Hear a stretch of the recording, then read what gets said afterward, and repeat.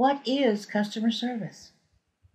We've all heard the old adage, the customer is always right. But is that really true?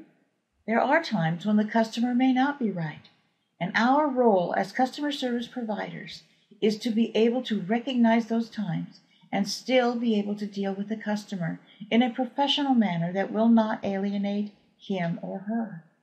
In this presentation, we will look at customer service skills that not only make sense, but are easy to implement. Customer service occurs whenever there is any kind of interaction between a customer and the company, whether it is on the phone, in person, or written.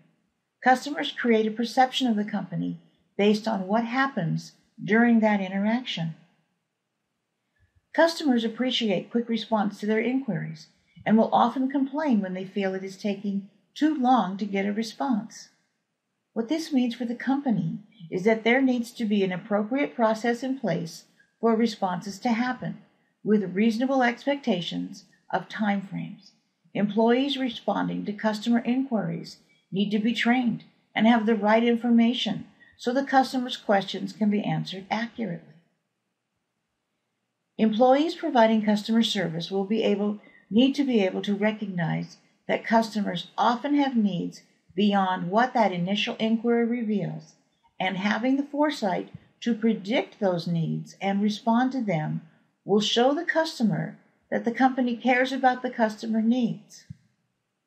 A willingness to serve the customer may seem to be obvious, but one of the biggest complaints about customer service is the feeling that the customer has about the employee not caring whether or not the customer is taken care of.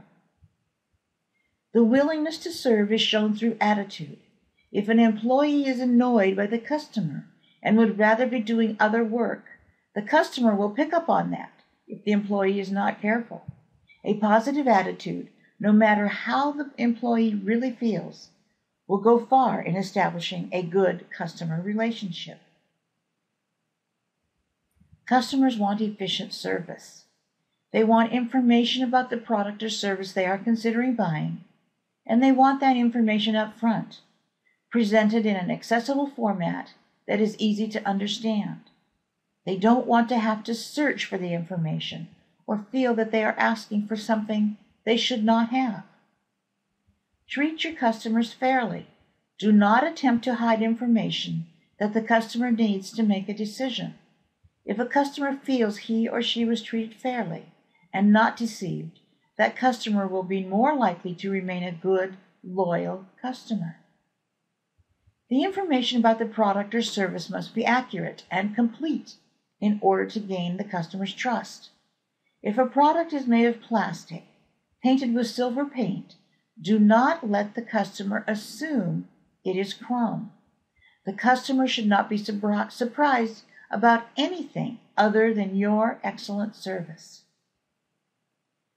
Spending money can be a difficult activity for customers. Make sure your customers are satisfied when they part with their money to purchase your product or service. They should be satisfied with the entire experience, not just the final product or service. Cost becomes secondary if the customer has a great buying experience. So make it worthwhile to your customer to purchase from your company. In order to know whether or not your customer service is great, you need to ask. This can be done in a number of ways, but it needs to be done. You can survey your customers or simply ask them at the end of the transaction.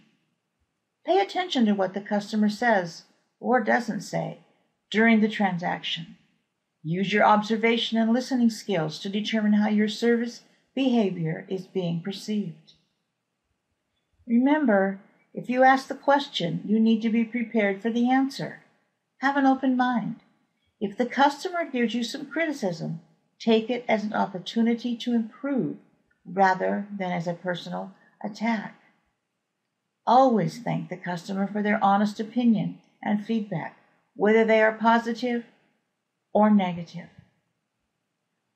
Whenever you do get feedback, be sure to act on it.